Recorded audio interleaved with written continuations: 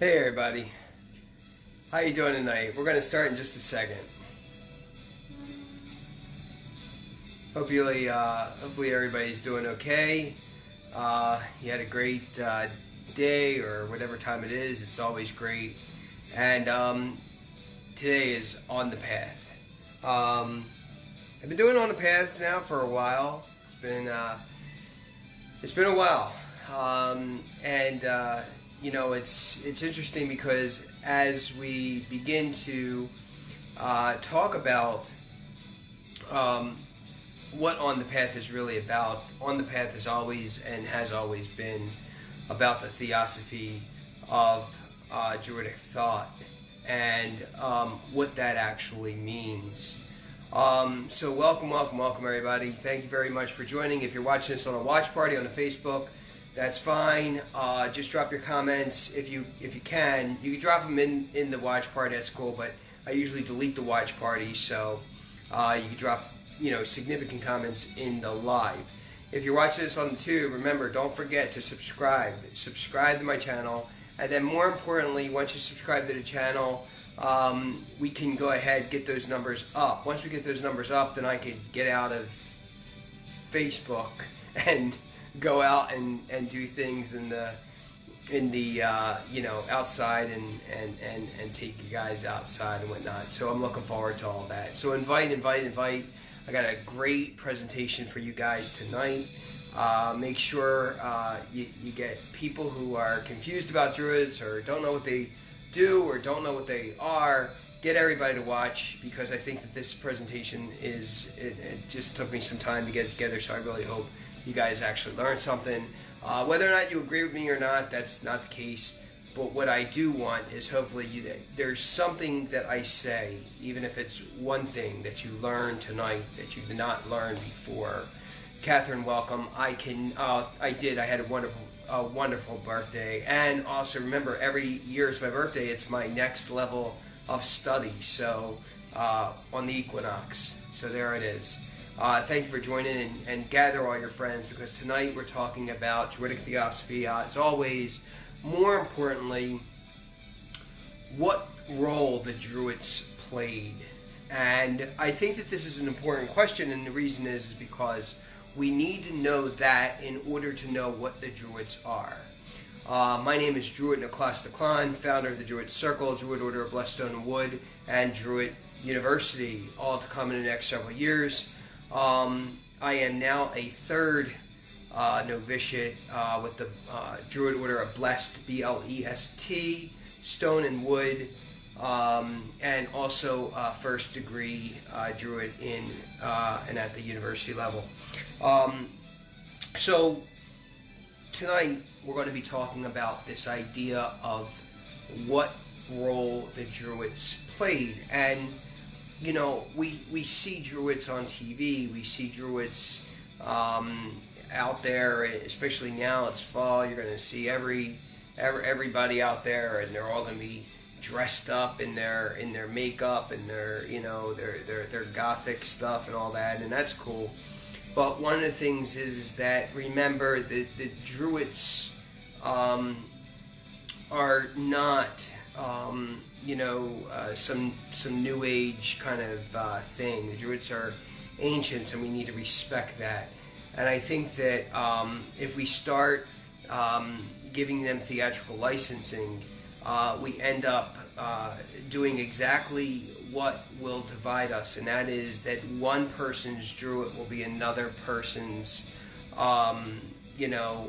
Merlin of sorts. And while both can actually work and both can actually exist, we need to understand the balance between both. And as it is the equinox, I try to make sure that you guys understand that this is what we're going to be talking about. So let's begin. I'm going to actually, I got two excerpts I'm going to read to you, and then I'm going to talk to you a little bit about each, and then how we go from there. So that's basically it. All right, let's start, because one of the things I want to say is that we're going to investigate whether or not, first of all, the Druids were oak knowers. when we use the word oak knower as Druid, okay, and say, no, that's what it means, okay. Well, that's what a lot of people have been indoctrinated to believe. That's what you've been indoctrinated to believe because you've been reading all the ADF books and all the OCAB books, and that's what they want to program you to believe. But what you need to do is jump out of that world of indoctrination. And what we need to do is we need to start looking outside the box to understand the concept and the power of the Druids. One thing I want to say is that it is true that the word Druid means oak knower, oak seer, whatever. But we also understand that that is in Gaelic.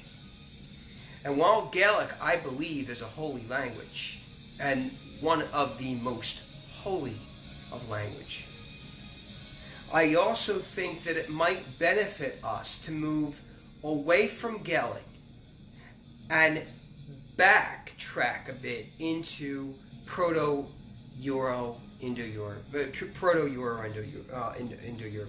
Proto-Indo-European, PIE. And that was the languages that exacted the time prior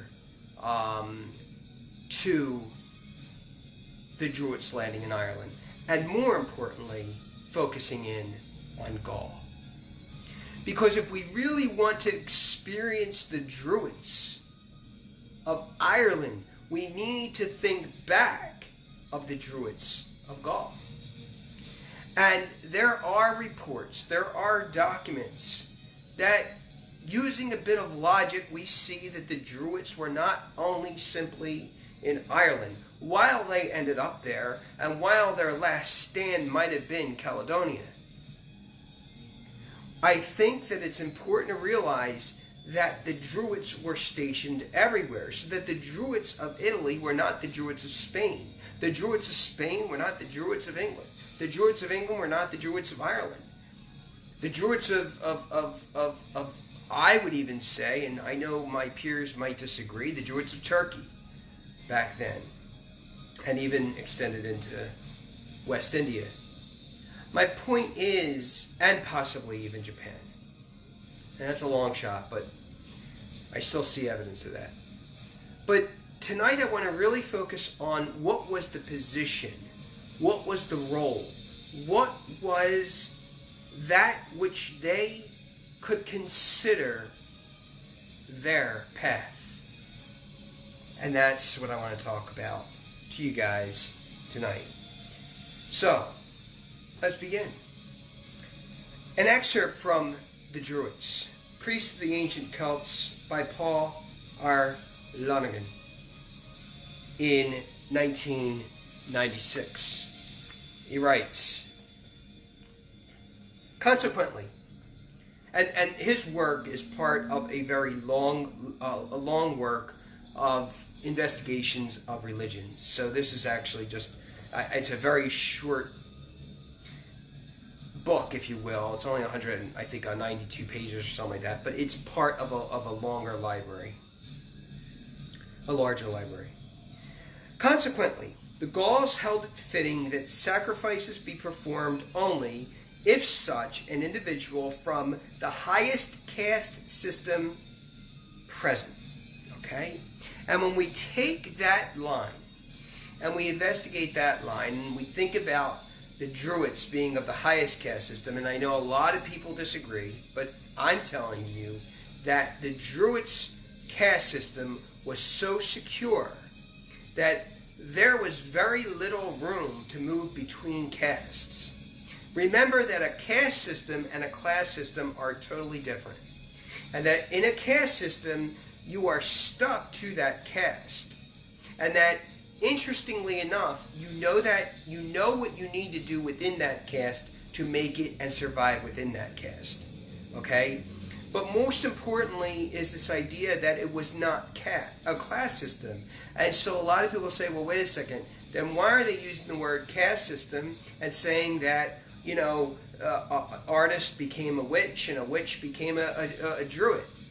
It's all New Age. It's all New Age. And when I say New Age, I'm not speaking about things like the law of attraction or the teachings of Deepak Chopra or Wayne Dyer. I'm not talking about any of that sort of, Hay House or any of that kind of stuff. I'm talking about New Age, meaning third and fourth wave Wiccans. I'm talking about soy druids who go around, parading around, and saying, well, this is who I am, or this is what I am, and they're putting more time into protests outside rather than investigating and understanding the religion of the Druids. And that's what I mean by New Age. So I want to make that very clear. For they themselves, the Druids, held the power of mediation. And this is incredibly important because when we talk about mediation, what are they mediating? What are they mediating? Now, it is obvious that the Celts back then would have acknowledged that every and all influences of nature, every aspect of nature, from rock to the smallest grain of sand, to a drop of water, to the ocean or a pond, that there was something divine in each, that each was divine in itself, and that each could have been governed by a god. All right? When we talk about that the Druids were priests of nature, it is true that they might have been, in nature, but that they themselves were in tune with the infinite, that they themselves had to be the mediators between the Most High, the unseen, the infinite, and the folk, the people. Because back then it was a different world. Back then it was a world of confusion. Back then it was a world of chaos. And people sought out wisdom. People sought out strength. People wanted to see courage. And people wanted to see wisdom. Because that was their hope. That was their motivation.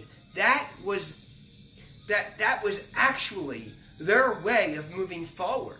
And knowing that and understanding that, they would seek out the Druids, who happened to be the mediators between the gods, the God of your understanding, and you.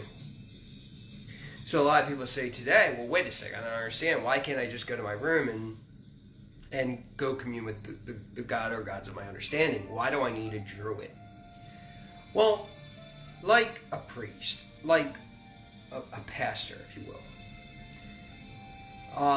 And I say more so priest in this sense, just simply because of the structure. But either way, that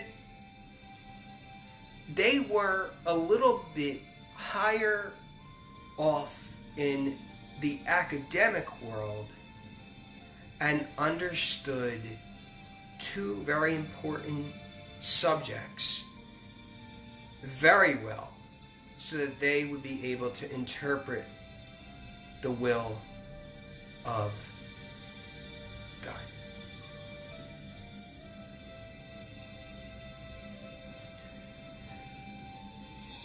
Diodorus says that the Gauls call themselves Druids, Druidas, and giving an analogy in explanation of their functions, they are both philosophers and theologians. Okay. One would have had to understand what the Logos of God was, what the Word of God was. One also would have had to appreciate the love of wisdom, the lover of wisdom.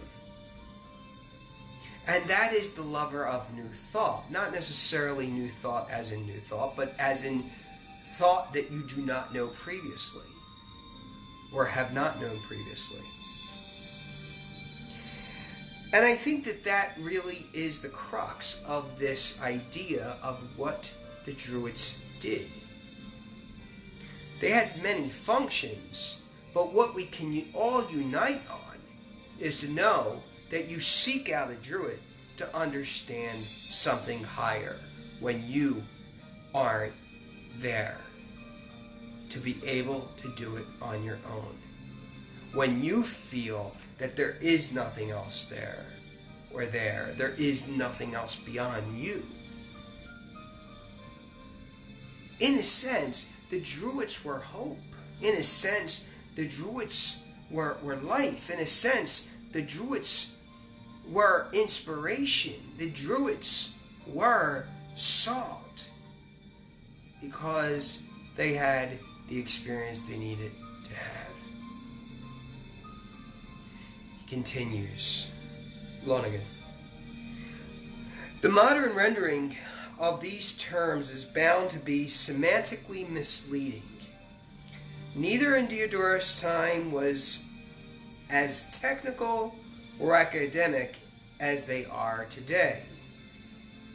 Both had a more, for want of a better word, personal content, implying a search for knowledge as vocation rather than career. Meaning that they could have been equal to, say, a university professor, but because that would have been a career, right? Career path. Anybody could teach philosophy in any university, but that's not the picture we're creating here for the Druids. And sure, they had schools, and sure, they taught, but it was a way of life for them. This is what they lived for. This is what they loved. This is what they dreamed for. And as a result of this is what made them very important people and figures.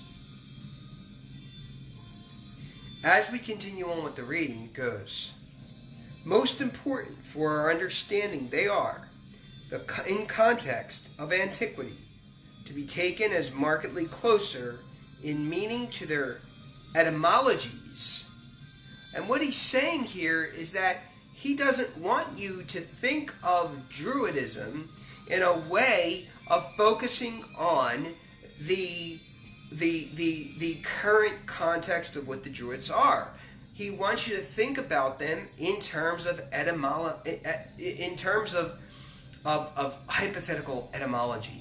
And what we mean by that is exactly what I do. When people ask me what a Druid is, I always tell them the etymology of the word so that they could really figure it out. And I never use oak knower. I never use that. It is true that when we think of Druids, we think of the trees. But they are higher. They were a higher caste than the Vates. And that is not bad. That's not saying that they were more important. It's just saying that they were. We're not actually simply saying right now that the Druids, that the witches, whatever the case is, were lower and the bards were lowest. We're just simply saying that they were definitely a different caste. That's it. That's it. And when the Roman Empire comes in, what happens? They wipe out the Druids so that this way they could use the lower castes and say, we will promote you to a higher level, create a way so that the witches would become Druids, and that the bards would then take over and become the poets and whatnot, and the board of today. But what he's also saying is he's also talking about philosopher, dear wisdom, lover of wisdom, lover of wisdom. And then he's also saying that the Word of God, and knowing the Word of God, theologian, that they were both knower of the God and also dear to wisdom. And if we take those two terms, we end up with what? My original belief, saying that Bet-Shegobra is, it all works out, because each and every single one of those words coordinate to a part of one's Druidic tetrachronomy. And that is what? That is the heart, the soul, the mind, and the spirit, separating those four from the body, even though it is all one. Lonergan continues, saying this: men of such learning who are charged to interpret potence, and are experienced in divine nature, were surely therefore believed to possess a higher strength, courage, vision, and wisdom. All right. Potence, okay, is the knowledge of future things. And when we talk about divine nature, we're not necessarily talking about nature. We're talking about the nature of the divine nature. And when we talk about those experienced in divine nature, which is leading to that which is able to forecast something in the future, then we're talking about prophetics. We're talking about prophets. We're talking about magi. And when we talk about this, when we talk about things to come, and the being able to forecast things to come, we must step back and realize that there are two paths that we could go down. And there's more than two paths, but two are primary. One is that we go down the path and say that what we think becomes. Or two, that the future is already there and we are able to just simply know it. If we took two and said that the future is already there, then we become Calvinistic, saying that we are predestined. No matter what, this is where we're going, and that predestination is actually something that we're thinking about in a way that either A, is already done for us, or B, is something that we already chose in our own free will before we came down to this world. Or two, if we take the first route that I talked about, and that is we use our energy to create our future, either way, we are at a point where the future has not happened yet, but yet we need to reach that point, and the way we reach that point is by a natural occurrence in potence.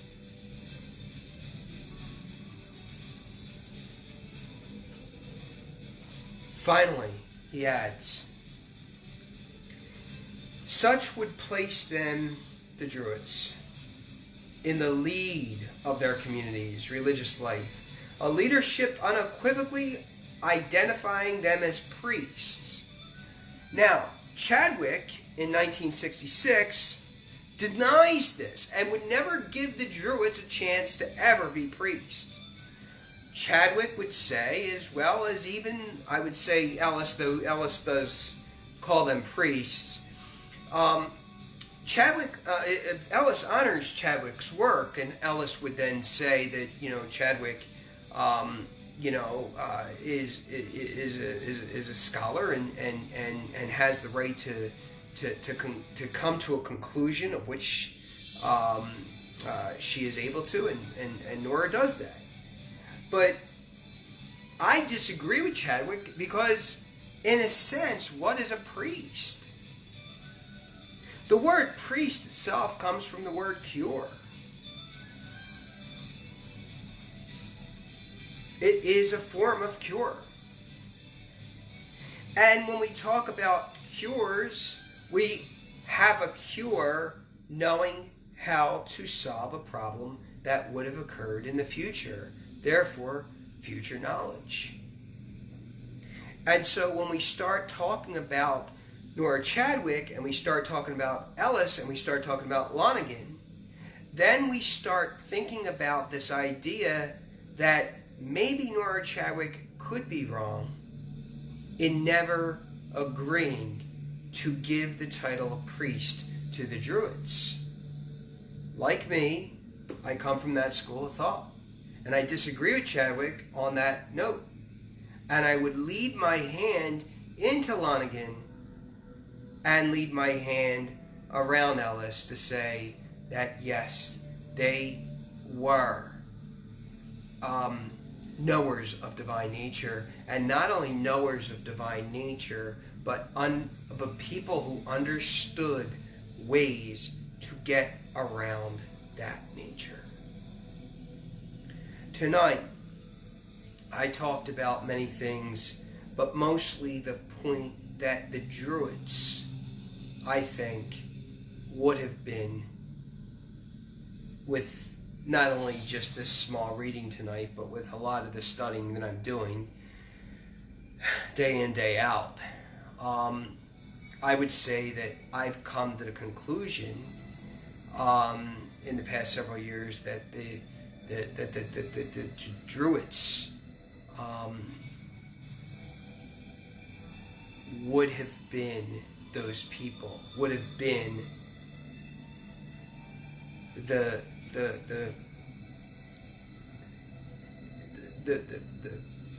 if you will, the portals of portents.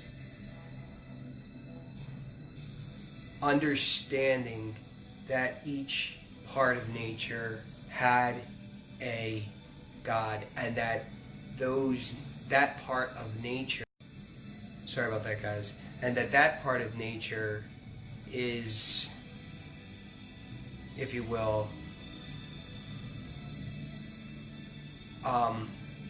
divine. I want to end with a wonderful reading by Ellis, and I'm reading from his book, The Druids, on page 115, so I want you to listen to this. This is really important, okay? Here we go. I'm not getting bifocals, guys, I'm old. Pomponius Mela states that the Druids profess to know the will of the gods, which, if we accept the statement, clearly means that the Druids were the middlemen between the mortal and immortal world, but as already argued, this was only one of their functions. So, as I said, I mean, this isn't stuff that I'm making up. This isn't stuff that I'm just, coming out with. This is stuff that I've actually researched. This is stuff that I've actually read, that I've gone to different books. And that really is what I would believe to be true. Druids are people who have a way to interpret the gods. A true Druid. Not a real Druid, because I tell you all the time, I'm not a real Druid. Not a fake Druid, because I tell you all the time, I'm not a fake Druid either. But a true Druid. A true Druid. And understanding what true Druidism is understanding that Druids are those who interpret and mediate the other world. And that doesn't make one holy or more than holy or holier than thou. Nof, as I always talk about in Gaelic. But it just simply makes them more aware of their Druidic tetrachronomy.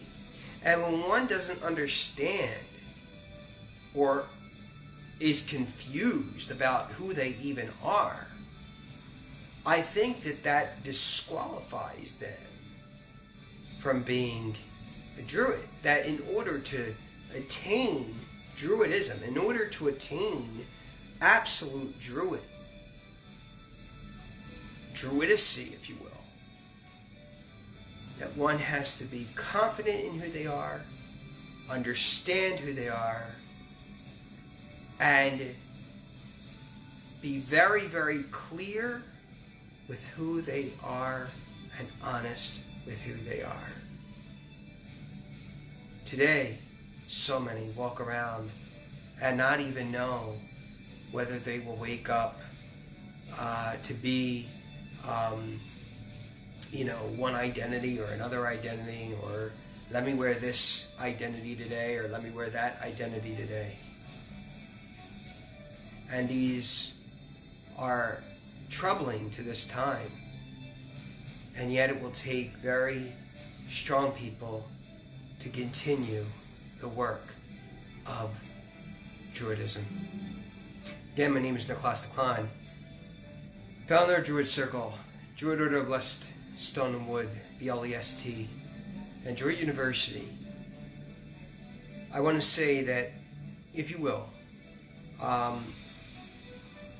consider, if you feel that you're being called to Druidism, consider a deeper look into it by following some of the things I have to say, listening, taking away what you don't need, and keeping what you do.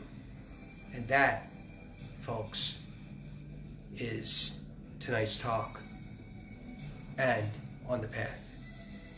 And I always let you know that I'm not some Merlin of Merlins. I'm not a wizard of wizards. I'm not a grand poopah of grand poopahs. I'm not some arch druid of arch druids. Chief druid. None of that.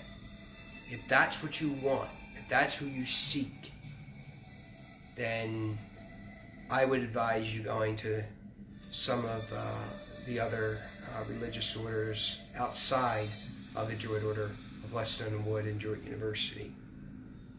But if you're looking for genuine people who really are doing this because they like this and enjoy this, then I hope you continue to watch more. Thank you very much, everybody. Thanks for watching. Girawen. Bechegra. Est mogui. Tasei for. Tasei for. Thanks for watching. And don't forget, subscribe to my channel on YouTube and hit the alarm button somewhere around there. And also, if you're watching this on a watch party, make sure that you're commenting on the regular video. So save your questions and comments, and I'll answer them from the regular video, unless you see me on and I'm also there with you. But thank you all again. Gira win.